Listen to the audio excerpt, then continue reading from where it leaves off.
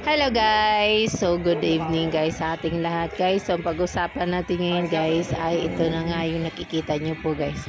Ayan, pagkagaling ko po kasi sa school, sa trabaho, nagpasyal-pasyal muna ako sa loob ng mall sa Iber.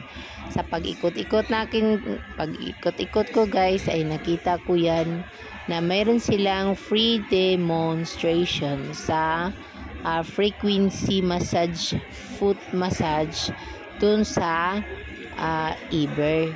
So libre lang naman siya guys, libre lang naman daw pagka nagtatry ka, kaya tinatry ko siya. So ngayon guys, kung nakikita nyo po guys, diba umangat yung paa ko dyan, kasi ang sabi daw nila guys, ayan daw ay nerve stimulation. So kung baga halimbawa mayroon kang mga blood clot, mayroon kang mga hindi maganda yung circulation ng dugo sa ugat, so nagagalaw siya sa pamagitan ng frequency sa product na yan.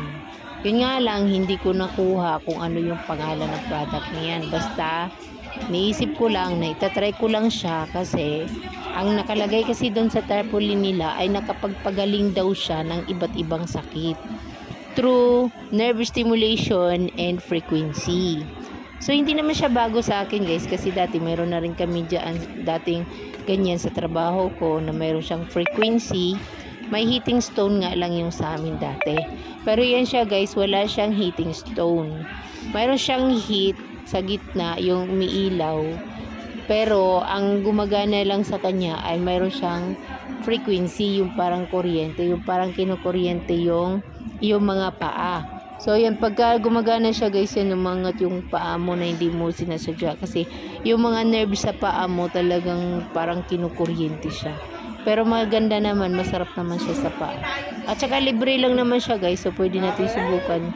Anytime daw, araw-araw daw sila nandun, kaya libre lang naman daw, kaya sinusubukan natin. Pwede din daw siyang iset ng iba't ibang minuto, kung gusto mong medyo matagal-tagal, pwede rin. Pero since trial lang naman ako guys, nag-try lang ako ng 5 minutes. Tapos ayun nga guys, gumaganda nga yung pakiramdam sa paa ko.